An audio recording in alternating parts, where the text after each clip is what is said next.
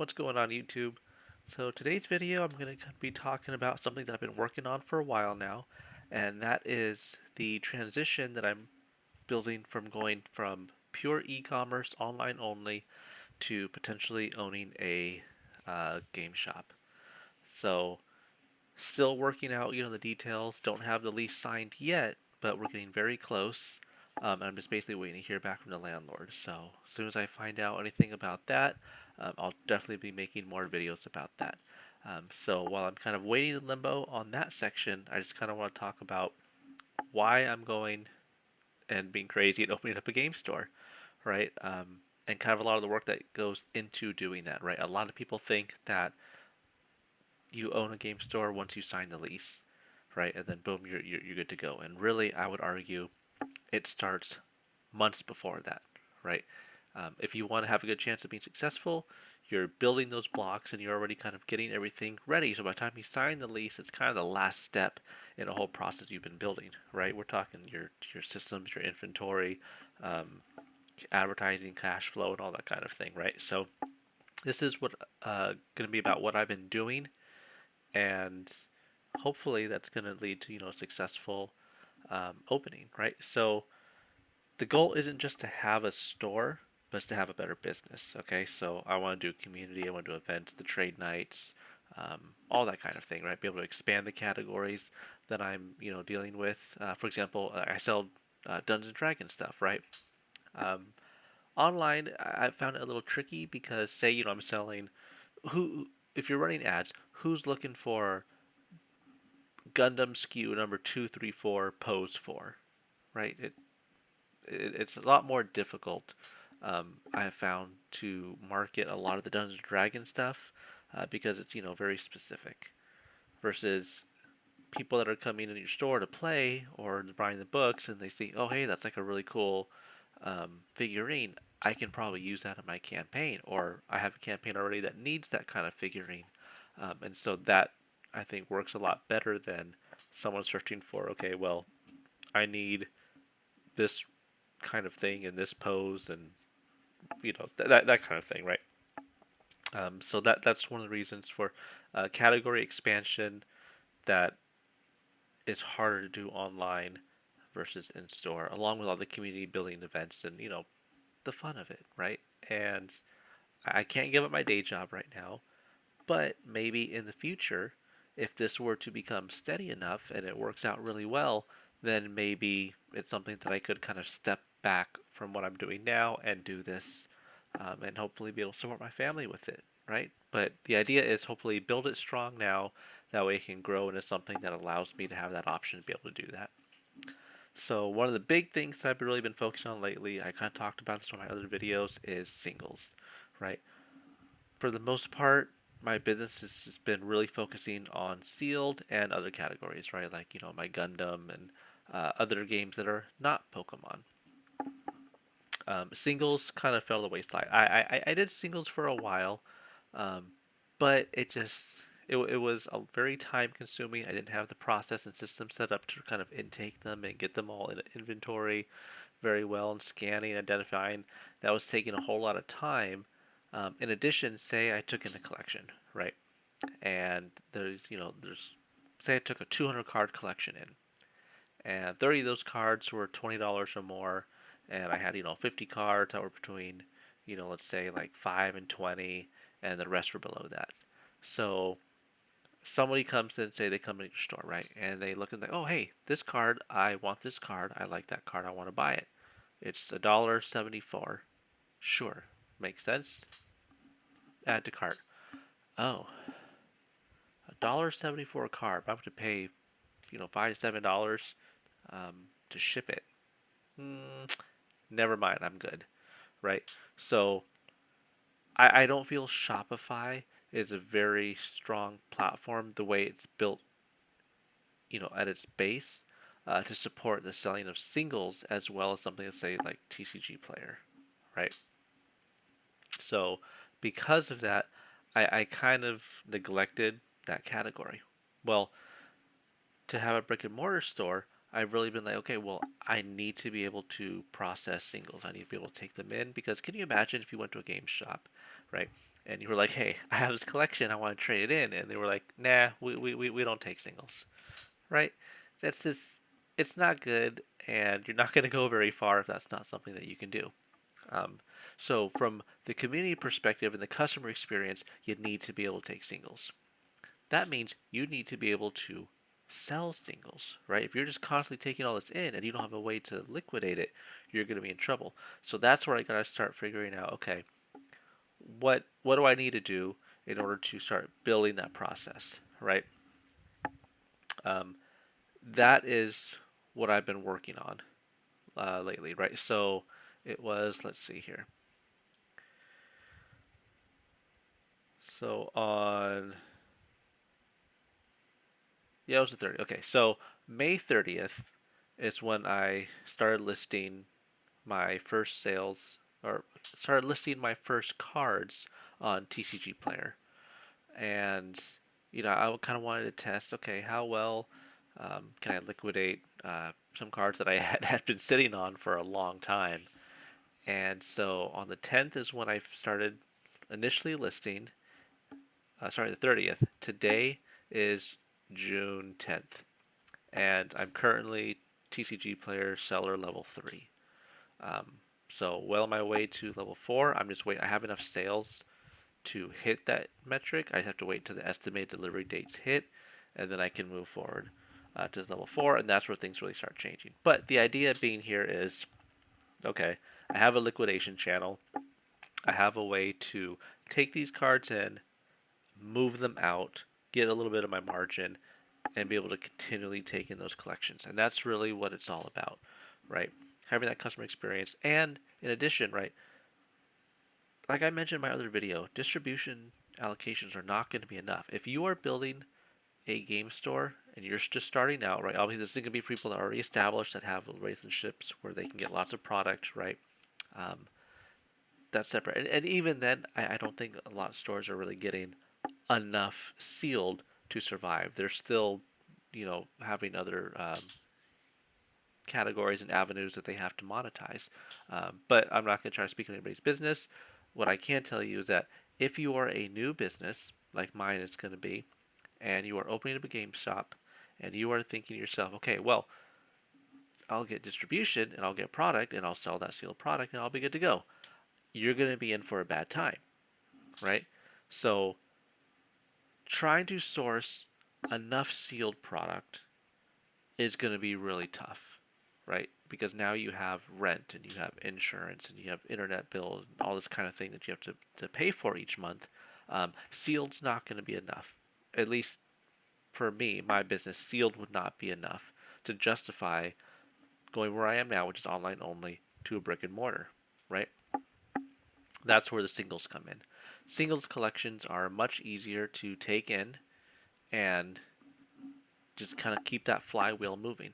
But that's on you to make sure that you have a process set up to be able to take those in, scan them, identify them, get them in an inventory, and then be able to liquidate them so you get that cash back and continue moving that, right? Because you have to generate some profit to take care of that overhead. Singles is a great way to do it so long as you build the process up, right? So you don't want to open your card shop and you're like, oh, okay, well, I got a singles, cool, yeah, I'll take trades. It's like, it's fine. And then you get your binder, your first binder, and you're like, okay, right, how do I get it listed now, right? Or worse yet, you don't rely on these channels like TCGplayer, or many of you probably use eBay as well, and you're like, well, I'll sell it in the store. Okay, cool. You've got these cards. Your capital is tied up in this card. You may have a lot of inventory worth of cards, but until the right buyer comes into your shop and wants that card, it sits there. And that's the problem.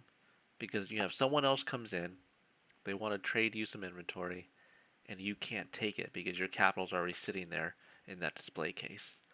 That's where the problem comes in. So that's what I've really been focusing on, and I'm probably by the end of this week, probably going to be buying the Ryko FI 8170 scanner. It's like $1,000. And I mentioned this in the last video, so I'm just going to do it real quick. If you search it up, you're going to find some on Amazon between $650 and $800. Be careful if you buy those. Those are the versions that are meant for, those are imported versions meant for Asia and Europe. So if you buy it, you will not get the warranty from the company. And if you're doing this for your business, you're definitely going to want that warranty. So if you want the one that's supposed to be sold in the good old US of A, it's going to be about $1,000. But like I said, if it's going to be for your business, having that warranty, and you can look it up for the details, it is probably going to be worth it because it's going to be a core piece of equipment in your workflow for processing singles. The next thing I'm trying to do is, as I work towards TCGplayer Level 4, make sure I'm properly understanding, okay, how do you set up a pro website? How do you set all these things up? And then I'll be probably having to join the waitlist for Binder POS. I won't go into super detail with it because I don't have it. You have to be on a wait list in order to get access to it at some point in the future. But basically, it's a software that kind of sits on top of Shopify, which I use. So for all you guys that use Wix, I don't know how well it's going to work, if it even does. But I won't speak on that because I don't really have any hands-on with it yet. But anyways, yeah, so that's a piece of software that's going to help you with your inventory management. You buy a list, people can come in, browse your inventory in the store. They can offer you like an in-store kiosk, event management, customer profiles, and credits for trade-ins and all kinds of things. So basically, try to learn the entire process of singles come in, scan, identify, get it in an inventory, liquidate, ship it out, and start developing all these other things that Level 4 gives you access to at TCGplayer Pro. So that's that. The next thing is trying to mature the advertising machine, right? So I know I've talked about advertising before, where I kind of finally took me a lot of time, wasted a lot of money, finally figured it out, and was able to start generating a whole lot of revenue. Well, that's great, right? Generating revenue is great, but now that you have a store, you now have your online portion and your store portion. You still just have one pool of inventory, right? Even if you were to split it, the point being is inventory is hard to get for a lot of the sealed stuff, right? It's limited. So if I am selling a whole bunch online, and that's causing my inventory levels to be very low for customers walking in the store, that's the second problem that you created by having a machine that's moving everything online. So I've been tweaking things around, right? Basically adding requirements for trying to target average return on ad spend, right? So that way, if product will still be flowing online, right? But I want the product that's flowing out online to be more efficient in terms of margin and sale. So that way, instead of just, okay, like I have, this one little thing going out, this one little thing going out, small cart sizes, so I'm paying, for all these clicks and whatnot, and I'm not really being efficient with the revenue it's generating. But it's leaving me scrambling to constantly try to refill inventory to keep stuff for people walking into the store.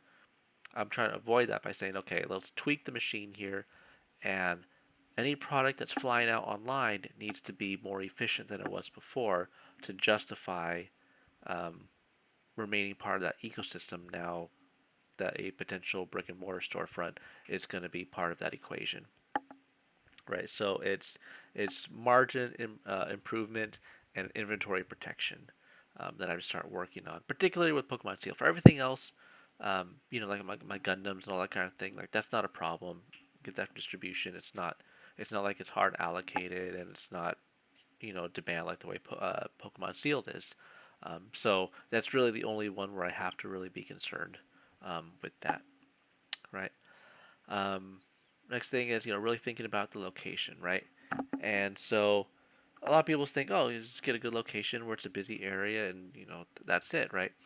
And what I've kind of worked out as I was evaluating, literally dozens of different locations. In the beginning, I was thinking, well, okay, you don't just accidentally walk into a Pokemon shop, right, or a card shop or a game store. They're a destination. So I was thinking, well, I don't really need to be paying all these top dollar amounts to get the hottest um, location, right? I can go somewhere off the beaten path, and hopefully I'll have drive with inventory and events, all this kind of thing, strong enough that it would drive traffic to me as a destination. I just need the economics to reflect that, right? It needs to be a lower rent to justify being off the beaten path. What I kind of just ended up deciding is doing something in the middle, right? Yes, you can be a destination as a game store, but if you're sitting in some industrial area, you may not have people that opt to going to you versus a competitor, right? I don't have a whole lot very near me. I mean, there are some. If you're familiar with the San Diego area, there's a couple over like in La Mesa, which is right next to where I'm at in Santee. But in Santee, there's really only one. It's a sports card shop, so it's not really all that big of a deal. But if you're too far off the beaten path, they may opt to, well, I'm just going to go over to this place then. So I kind of opted in the middle for somewhere where, if I want to build community, I need to have something there that would support that, right? So I need something that has, you know, uh, places around it, like the restaurants or whatnot, that would be family friendly. I need enough parking lot space. I need a location that people would feel safe enough bringing, their family there for a trade night or something like that. So I don't need to be in the highest um, rent pressure area, even if that's going to be the most prime location. I can be somewhere near it, right, adjacent to it, and kind of sit in that middle ground. So that's what I'm going for. Like I said, once things kind of become finalized, then I can share more details about the exact location that I picked, why I picked it, and kind of talk about building the letter of intent and negotiation considerations for all you that may be looking to take that step. But I want to wait till like the deal is done, then I'll kind of talk about um, some of those kinds of things. So it wasn't necessarily, I guess, me evaluating the building itself, but kind of evaluating the business model that would have to kind of be driven to support wherever I was that I picked, right? So I'm not necessarily trying to rush to open a store. I want to make sure that I'm opening the right kind of store, that I want, and the economic pressure has to be able to allow you to do that. So, right. One thing that people think is, oh, okay, I have a lot of like revenue, right? I'm generating a lot of sales. I can open a brick and mortar physical store that seems to work. And I would urge caution there. Just because you're generating a lot of revenue doesn't mean that you're ready for a store, right? Make sure you build your systems. For example, I had, large amounts of revenue each month flowing out, right? But to transition to a physical store without being able to take in singles and process all these things and rework my ads, when I would step into a store and be like, cool, I have all this inventory flowing out basically through the back door online. Customers are walking in, I've got nothing here, right? So what on earth did I just open up a physical store for? I have nothing here to sell for people, and the margins that I'm making for paid ad traffic, well, it worked when I didn't have this overhead, but now that I do, it's not really working out anymore. And now you're scrambling to try to flip everything around, right? So just something to think about, right? Make sure the processes are all set up before you kind of sign that lease and step into that new kind of system there. Um, the other thing that I've really been working on is building optionality, right? So I want to have multiple suppliers, right? So in terms of distribution, I have a couple distributors. Once I sign that lease, become brick and mortar, I'll be able to open up additional accounts and kind of have access to more inventory. Obviously, Pokemon Sealed is going to remain um, especially for me as a new account with any new distributor that I start with, it's going to be non-existent. But I'm talking about like, okay, once you go brick and mortar, now you can access Yu-Gi-Oh. Now you can start touching other categories that were restricted to you before, being online only. And then I can really start, getting into some distributors that have a lot more of the D&D type stuff and support. And eventually, Warhammer 40K, those kinds of things in the store, and be able to kind of build out these other categories a little more meat on those bones, um, and just be able to have multiple revenue streams as well, right? So, like I mentioned before, the events, the tournaments, the trade nights, all those kinds of things. So, I would just urge you guys, make sure that before you make that transition, build those systems up. Make sure you understand how your business is going to function. Um, don't just jump into it and be like, oh, well, I'll just figure it out later, because you're burning cash. And if you have a whole lot of cash just sitting there where you're like, okay, well, I can have many months where I can figure this out. And if I'm not super profitable, well, that's okay, because I can just wing it and be okay financially. If that's you, great. That's a great position to be in, right? Where you don't have to worry about that. But for the rest of us that do have to worry about making sure that, the economics is functioning properly, um, just make sure you have all that stuff kind of set up before jumping in there, right? So basically, to kind of close it out, right? I learned that the systems will make the business. Um, just getting distribution, that's not going to be enough. You got to figure out how to build these other core pillars of your business. Because God forbid, what if you jump in, and you're like, cool, this Pokemon's hot right now. Let me open up my store, and then it slows down, right? Let's just say, I know it's kind of hard to imagine, but let's just say after 30th anniversary, Pokemon slows down, right? And if your business is only Pokemon, and I know a lot of them out there are, what do you transition to? Your rent doesn't drop just because Pokemon slow down, right? But now you're sitting there going, okay, well, I'm seeing month after month revenues dropping. What do you do? If you haven't built out other things, you're going to be in trouble, right? So make sure you build those systems, build those relationships, right? That's why I'm working on, Korean Pokemon sealed in addition to the Japanese, right? Just have other things, other categories, other routes ready to go to source. Have your inventory and build your processes, right? Because ultimately, that's what's going to make you successful.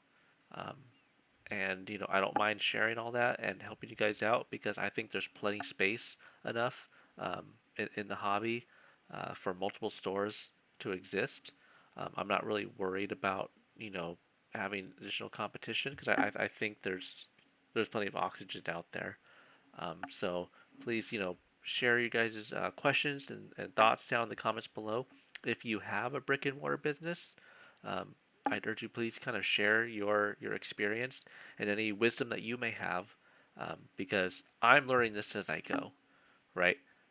Like I said, I'm just barely now getting ready to hopefully have a final agreement and we sign the lease. So this is all new for me. Um, so I'm open to learning and hearing your guys' thoughts. Right. So with that being said, please check out epiclootcollectibles.com, buy my stuff, and I'll see you guys next time. Take care.